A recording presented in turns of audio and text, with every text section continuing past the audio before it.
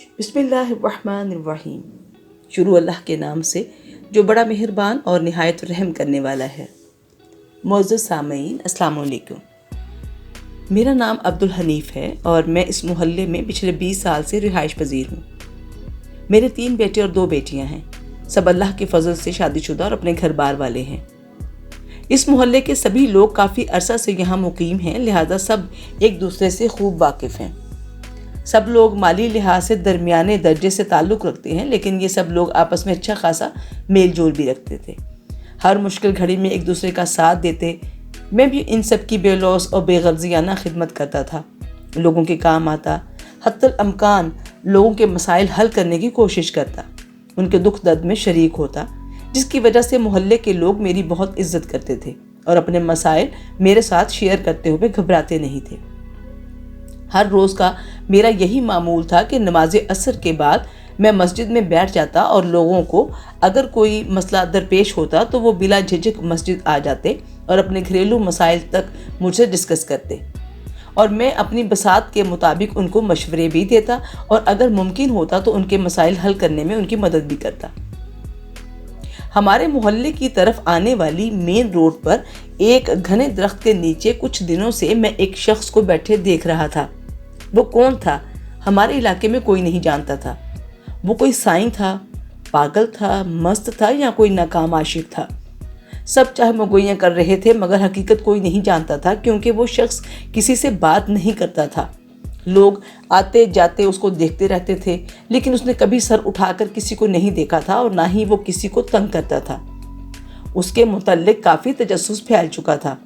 اسے دیکھ کر بھی اس کی عمر کا اندازہ لگانا مشکل تھا، کیونکہ کھچڑی بال اور بڑھی ہوئی داڑھی کے ساتھ وہ ہر وقت گھٹنوں میں منہ چھپائے بیٹھا رہتا تھا۔ کبھی کبھی بچے اسے چھیڑنے کے لیے پتھر مار دیتے تو راہ گیروں نے ہٹا دیتے، مگر وہ جوں کا توں بیٹھا رہتا اور پلٹ کر بچوں کو کچھ نہیں کہتا تھا۔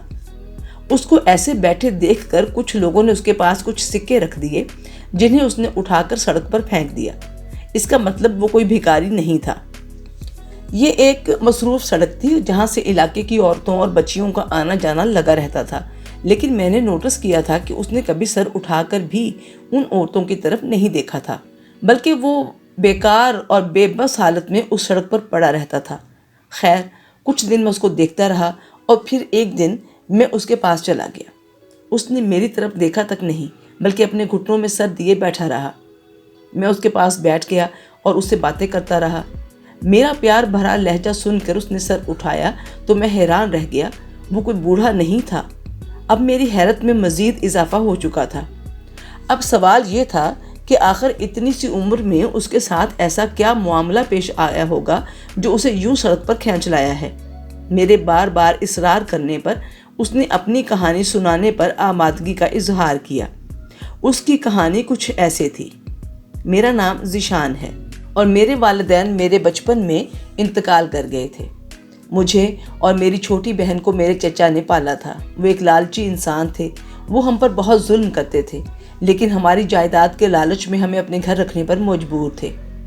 جب ہم ذرا بڑے ہوئے تو چچا نے میری بہن کا رشتہ اپنی ہی عمر کے ایک امیر بوڑھے سے کر دیا۔ گویا میری بہن کو چچا نے اس امیر آدمی کے ہاتھ بیچ دیا تھا۔ وہ بدبخت بھی چچا کی طرح ظالم نکلا اور میری بہن چھوٹی عمر ہونے کی وجہ سے اپنے پہلے بچے کی پیدائش کے وقت انتقال کر گئی۔ میں اپنی بہن کے انتقال کی وجہ سے کافی اکیلا محسوس کرنے لگا تھا کہ چچا نے مجھے بھی اپنے گھر سے نکال دیا۔ میں نے جیسے تیسے چھوٹی موٹی نوکری کر کے اپنی پڑھائی مکمل کی۔ اس دوران میں اپنے دوست کے ساتھ ایک کمرہ شیئر کرتا تھا۔ وہیں میری جان پہچان ایک لڑکی سے ہو گئی۔ یہ جان پہچان جلد ہی محبت میں بدل گئی اور اپنی محبت کے حصول کے لیے میں نے دن رات محنت جاری رکھی، لیکن دولت کے سامنے میری محبت ہار گئی۔ اس کے باپ نے اس کی ایک امیر لڑکے سے شادی کر دی اور اس لڑکی نے بھی پیسے کے نشے میں مجھ سے اور میری محبت سے آنکھیں پھیر لیں۔ میں نے پھر بھی اس کے ساتھ ایک الوداعی ملاقات کرنے کا فیصلہ کیا۔ اس نے اپنے باپ کو سب سچ بتا دیا اور اس کے باپ نے محلے کے لڑکوں سے مجھے خوب پٹوایا اور میری پسلی اور ٹانگ کی ہڈیاں توڑ دیں۔ میں کئی دن تک ایک خیراتی ہسپتال میں پڑا رہا اور جب میں ہسپتال سے ڈسچارج ہوا تو نہ تو میرے پاس نوکری رہی تھی اور نہ ہی کرائے کا کمرہ۔ الٹا محلے والوں نے اس علاقے سے ہی نکلنے کا حکم نامہ جاری کر دیا۔ یہ بتاتے ہوئے وہ نوجوان شدت غم سے رو رہا تھا میں نے اسے تسلی دی اور مسجد میں ہی اس کے رہنے کو ایک کمرہ تیار کروا دیا، جس کے لیے وہ بہت مشکل سے راضی ہوا۔ یوں ایک طرف تو ذیشان کی رہائش کا بندوبست ہو گیا اور وہ شام میں بچوں کو سپارہ پڑھانے لگا اور کچھ بچوں کو گھر جا کر بھی پڑھاتا تھا۔ اس طرح جب اہل محلہ سے اس کی اچھی دعا سلام ہو گئی تو اس نے گھر گھر جا کر ٹیوشن بھی پڑھانا شروع کر دیا۔ اس طرح اس کی آمدنی کا بھی بندوبست ہو چکا تھا۔ اب ذیشان سب محلے والوں سے اور محلے والے سب اس سے بہت خوش تھے۔ میری تقریباً روزانہ ہی ذیشان سے ملاقات ہو جاتی تھی۔ وہ میرا بہت ممنون تھا۔ بچپن سے اپنے سگوں اور دنیا والوں کے سلوک نے جس طرح اسے مایوس کیا تھا، میری باتوں نے اسے کافی حد تک مندمل کر دیا تھا اور اب وہ کافی حد تک مطمئن نظر آنے لگا تھا۔ اور اس طرح 3 سال کا عرصہ گزر گیا۔ اب وہ بچوں کو ٹیوشن پڑھاتا تھا اور جو وقت بچتا تھا اس میں وہ زیادہ تر اپنی کتابیں پڑھتا نظر آتا تھا۔ روزانہ محلے کے کسی نہ کسی گھر سے اس کے لیے کھانا آ جاتا تھا اور ذیشان چونکہ ایک شریف لڑکا تھا، لہٰذا سب اہل محلہ اس کی عزت کرتے تھے اور اسے پسند کرتے تھے۔ اور اگر کبھی کبھی اس کو کچھ وقت ملتا تو وہ محلے میں بنی دکان پر بیٹھ جاتا تھا۔ اسی اثنا میں ہمارے محلے میں ایک نئے کرایہ دار آ گئے تھے۔ یہ ایک نوجوان میاں بیوی اور ان کے ایک چھوٹے بچے پر مشتمل گھرانہ تھا۔ بیوی ایک گھریلو خاتون تھی جبکہ لڑکا کسی فرم میں ملازمت کرتا تھا۔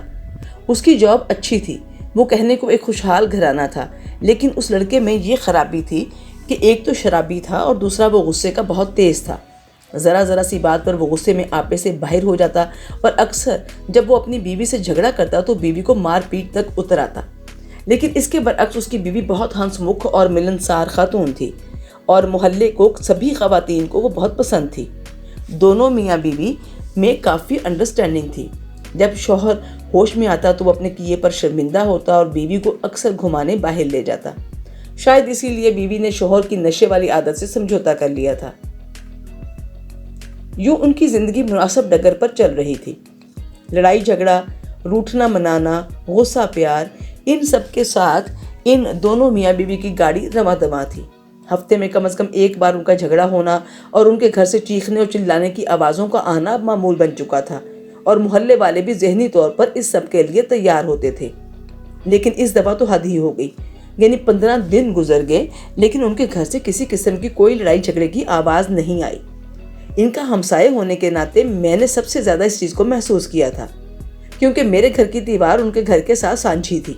مجھے لگا کہ شاید علیم کو عقل آ گئی ہے اور اس نے اپنی بیوی رخسانہ پر غصہ کرنا چھوڑ دیا ہے۔ لیکن جب اس واقعے کو مزید 1 ہفتہ گزر گیا تو مجھے پریشانی لاحق ہو گئی۔ میں نے اپنی بیوی سے اس بات کا تذکرہ کیا تو وہ بولی کہ ہو سکتا ہے رخسانہ اپنے میکے گئی ہو، کیونکہ ایسا لگتا نہیں کہ وہ اپنے گھر میں ہے، ورنہ کبھی نہ کبھی تو وہ خود ہی ملنے آ جاتی ہے۔ خیر میں نے اطمینان کا اظہار کیا۔ اس واقعے کو ایک ہفتہ گزر چکا تھا جب ایک دن میں گلی میں سے گزر رہا تھا تو سامنے سے علیم کی گاڑی آتی ہوئی دکھائی دی۔ اس نے بھی مجھے دیکھ کر گاڑی روک لی اور سلام دعا کرنے کے بعد مجھے کہنے لگا کہ مجھے آپ سے کچھ خاص بات کرنی ہے۔ میں نے اس کے چہرے کی طرف دیکھا، وہ کافی پریشان دکھائی دیا اور اس کا حلیہ بھی کچھ عجیب سا لگ رہا تھا۔ ایسا محسوس ہو رہا تھا جیسے وہ کسی الجھن کا شکار ہے اور اپنے دل کی بات میرے ساتھ بانٹنا چاہتا ہے۔ میں نے خوش دلی سے اس کی بات کا جواب دیا کہ کیوں نہیں، جب چاہو ہم بات کر سکتے ہیں۔ اس پر وہ مجھے اپنے ساتھ قریب کے ہوٹل میں لے گیا اور کچھ دیر توقف کے بعد بولا، حنیف صاحب اصل میں بات یہ ہے کہ، اور اتنی بات کر کے وہ خاموش ہو گیا جیسے اپنی سوچ کو مجتمع کر رہا ہو۔ میں اس کی طرف پوری طرح سے متوجہ تھا۔ کچھ دیر بعد میں بولا، بولو میاں خاموش کیوں ہو گئے ہو سکتا ہے تمہاری بات سن کر میں تمہارا مسئلہ حل کر سکوں اور میں تمہارے راز کو اپنے تک محدود رکھوں گا۔ میرے حوصلہ دینے سے وہ دوبارہ گویا ہوا، حنیف صاحب آپ تو جانتے ہیں کہ میں غصے کا تھوڑا تیز ہوں اور غصے کی حالت میں میرا خود پر کنٹرول نہیں رہتا اور نہ ہی مجھے اپنے الفاظ پر قابو رہتا ہے۔ یہ کہتے ہوئے وہ ایک بار پھر خاموش ہو گیا۔ اس دفعہ میں نے کوئی مداخلت نہیں کی بلکہ خاموشی سے اس کے بولنے کا منتظر رہا۔ رخسانہ ایک خاموش طبع عورت تھی۔ وہ میرے سامنے زیادہ نہیں بولتی تھی، لیکن اس دن جب مجھے کسی بات پر غصہ آ گیا اور میں نے رخسانہ کے ساتھ جھگڑا شروع کر دیا، لیکن اس دفعہ خاموش رہنے کی بجائے اس نے مجھے برابر جواب دینے شروع کر دیے، جس پر میں غصے سے بے قابو ہو گیا اور میں نے غصے میں رخسانہ کو طلاق دے دی۔ اس بات سن کر میں ہکا بکا رہ گیا۔ ارے میاں یہ کیا کر دیا؟ علیم کافی پریشان اور نڈھال نظر آ رہا تھا۔ مجھ سے بہت بڑی غلطی ہو گئی ہے، میں اپنا گھر توڑنا نہیں چاہتا، میں رخسانہ سے بہت پیار کرتا ہوں اور وہ اپنا بیٹا بھی میرے پاس چھوڑ گئی ہے۔ اس نے رو رو کر الگ پریشان کیا ہوا ہے۔ میں بولا دیکھو میاں تم اپنی غلطی کی وجہ سے خود ہی اپنا گھر تباہ کر لیا ہے۔ اب مجھ سے کیا چاہتے ہو؟ میری تو خود سمجھ میں کچھ نہیں آ رہا۔ میں نہیں جانتا، اسی لیے تو آپ سے مدد مانگ رہا ہوں۔ پلیز میری مدد کریں کہ میرا گھر ٹوٹنے سے بچ جائے۔ اس نے پر امید نظروں سے میری طرف دیکھا۔ اب حلالہ کے سوا کیا حل ہے؟ میں تیار ہوں، علیم جھٹ سے بولا، جیسے وہ سب کچھ سوچ کر آیا ہو۔ اس کے بقول اس نے رخسانہ سے بھی بات کر لی تھی، مگر حلالہ کس کے ساتھ ہو یہ سوال اپنی جگہ اہم تھا۔ علیم سے بات کر کے میں گھر چلا آیا اور پوری رات میں یہی سوچتا رہا کہ علیم نے حلالے والی بات آخر مجھ سے کیوں کی۔ اچانک میرے ذہن میں خیال آیا کہ کہیں علیم کا اشارہ میری طرف تو نہیں۔ یہ خیال آتے ہی میرا دل بلیوں اچھلنے لگا۔ آخر شیطان کے ورگلانے میں انسان آ ہی جاتا ہے۔ میں نے اس خیال کے بعد خود کو مکمل طور پر تیار کر لیا اور اپنے آپ سے وعدہ کیا کہ میں علیم کے اعتماد کو ٹھیس نہیں پہنچاؤں گا اور اس کے راز کو بھی اپنے تک رکھوں گا کہ کسی کو اس بابت علم نہیں ہونا چاہیے۔ آخر کسی کا گھر جوڑنا ثواب کا کام ہے۔ اگلی صبح ہم اپنی مقرر کردہ جگہ پر ملے تو میں نے علیم سے کہا کہ میں تیار ہوں۔ اس پر وہ خوش ہوتے ہوئے بولا، مجھے معلوم تھا آپ ضرور میری مدد کریں گے۔ میں اپنے گھر تک میں کسی کو یہ بات نہیں بتا سکتا تھا۔ آپ پر مجھے پورا بھروسہ تھا۔ آپ کو میں اپنا بزرگ سمجھتا ہوں۔ آپ میرے لیے بہت محترم ہیں۔ اب آپ جتنا جلد ہو سکے اس لڑکے سے بات کر لیں۔ میں اس کام کو جلد از جلد نپٹانا چاہتا ہوں۔ کون سا لڑکا؟ میں نے چونک کر علیم سے پوچھا۔ وہ بولا، وہی لڑکا جو مسجد میں بچوں کو سپارہ پڑھاتا ہے۔ مجھے وہ بہت سیدھا سادہ اور شریف محسوس ہوتا ہے۔ اوہ، بے ساختہ میرے منہ سے نکلا اور میں نے دل ہی دل میں خود کو کوسا اور اللہ سے معافی مانگی اور میری عزت رکھنے پر اللہ کا شکر ادا کیا۔ پھر میں نے علیم کے کہنے پر ذیشان سے بات کی۔ پہلے تو اس نے انکار کر دیا۔ میں نے بہت مشکل سے اس کو دلائل دے کر منایا۔ پھر میں نے اور علیم نے مل کر دوسرے محلے میں ایک گھر کرائے پر لیا۔ مقررہ دن میں ذیشان کو اپنے ساتھ لے کر اس گھر پہنچا۔ علیم رخسانہ کو بھی چھوڑ گیا۔ میں نے مولوی صاحب کو بلوایا اور خاموشی سے ذیشان اور رخسانہ کا نکاح پڑھوا دیا اور ان دونوں کو وہاں چھوڑ کر اپنے گھر چلا آیا۔ پروگرام کے مطابق 3 دن کے بعد ذیشان نے رخسانہ کو طلاق دینی تھی اور پھر اسی گھر میں رخسانہ نے عدت پوری کرنا تھی۔ عدت پوری ہونے کے بعد علیم اور رخسانہ کا دوبارہ نکاح ہونا تھا اور یوں رخسانہ اپنے شوہر علیم کے ساتھ دوبارہ اپنے گھر منتقل ہو سکتی تھی، اور اس سب کے دوران رخسانہ کا سارا خرچہ علیم نے برداشت کرنا تھا۔ نکاح سے 3 دن بعد میں ذیشان اور رخسانہ کو دیکھنے اس کرائے کے گھر گیا، لیکن یہ کیا، وہاں تو تالا لگا ہوا تھا اور ذیشان کا کوئی جاننے والا تھا بھی جس طرف وہ رخسانہ کو لے کر جا سکتا تھا، تو مجھے اس کا علم نہیں تھا۔ میں وہاں کچھ دیر انتظار کرتا رہا، لیکن جب انتظار کے باوجود کوئی نہیں آیا تو میں مالک مکان کی طرف گیا۔ وہ مجھے دیکھتے ہی بولا، حنیف صاحب کمال ہے، آپ کے رشتہ دار تو ایک دن بھی اس گھر میں نہیں رہے۔ وہ تو اسی دن چابی مجھے واپس کر کے گھر خالی کر گئے تھے۔ شاید ان کو یہ گھر پسند نہیں آیا۔ یہ سنتے ہی میرے تو اوسان خطا ہو گئے۔ اتنی دیر میں وہ مالک مکان ایک کاغذ کا ٹکڑا لیے دوبارہ نمودار ہوا اور وہ کاغذ میری طرف بڑھاتے ہوئے بولا، آپ کے رشتہ دار جب چابی دینے آئے تھے تو یہ ساتھ خط بھی دے گئے تھے کہ میں آپ کو دے دوں۔ میں نے کانپتے ہاتھوں سے اس خط کو کھولا تو اس میں لکھا تھا، آپ کا بے حد شکریہ، میں آپ کا یہ احسان کبھی نہیں بھولوں گا۔ اپنا بہت سا خیال رکھیے گا۔ اللہ حافظ۔